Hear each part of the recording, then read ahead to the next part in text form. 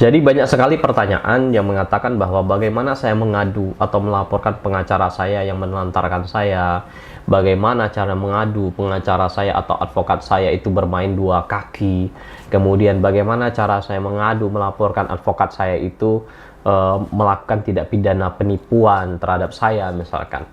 Nah, ini yang akan saya bahas terkait dengan dugaan pelanggaran etik dan juga termasuk pelanggaran pidana yang dilakukan oleh oknum advokat. Nah, perlu diketahui advokat itu memang punya hak imunitas. Hak imunitas ini bukan berarti kebal terhadap hukum. Kenapa? Ketika advokat itu tidak beritikat baik atau dalam menjalankan kuasanya itu beritikat buruk, maka bisa diproses secara kode etik dan juga termasuk dilaporkan secara pidana. Sebagai contoh, kita mungkin pernah mendengar ada klien yang ditelantarkan oleh oknum advokat. Misalkan, sudah dibayar tapi tidak pernah bekerja. Atau, bisa jadi si oknum advokat ini bermain dua kaki. Dengan kita dia minta uang, dengan pihak lawan juga dia bermain mencari uang atau mencari keuntungan. Banyak tidak? Banyak oknum advokat seperti ini. Atau bisa jadi dia menipu dan juga bekerja sama dengan oknum jaksa, oknum hakim, atau oknum kepolisian untuk mendapatkan uang lebih begitu. Jadi, saran saya, agar tidak terjadi hal seperti ini, hati-hatilah dalam memilih advokat atau pengacara. Namun apabila nasib kita berkata lain dan mendapatkan oknum pengacara yang nakal seperti ini, maka tidak perlu khawatir, kita dapat melakukan langkah-langkah hukum.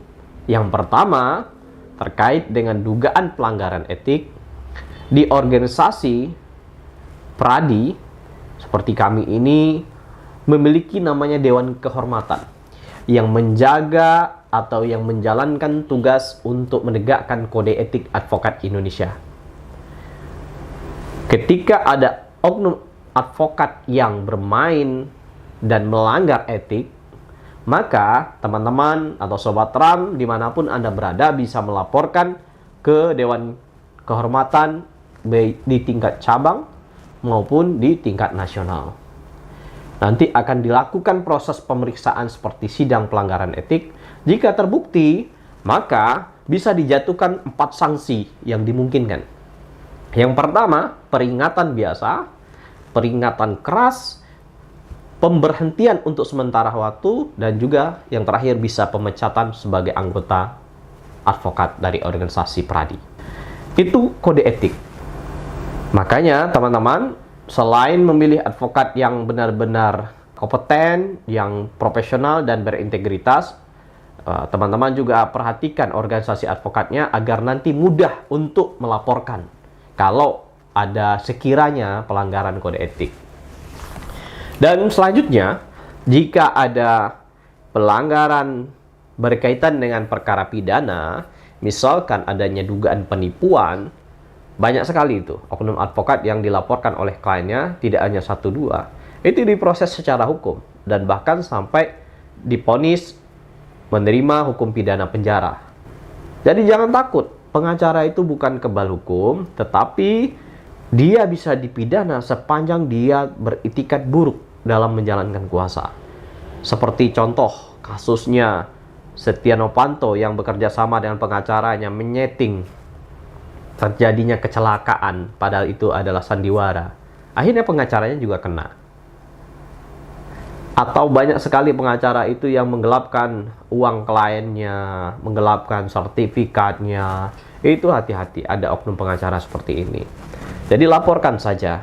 Caranya nanti adalah datang ke SPKT kepolisian, bawa bukti-bukti dan saksi, laporkan, nanti akan diperiksa. Namun memang proses pemeriksaan terhadap advokat butuh surat pemberitahuan juga kepada organisasinya, karena memang ada kerjasama antara Kapolri dengan organisasi advokat seperti kami Pradi. Jadi tidak ada advokat yang kebal hukum. Setiap advokat yang salah, baik itu secara etik maupun melanggar hukum, maka dia bisa diproses. Demikian Sobat Ram, mudah-mudahan video ini bermanfaat. Terima kasih. Assalamualaikum warahmatullahi wabarakatuh. Salam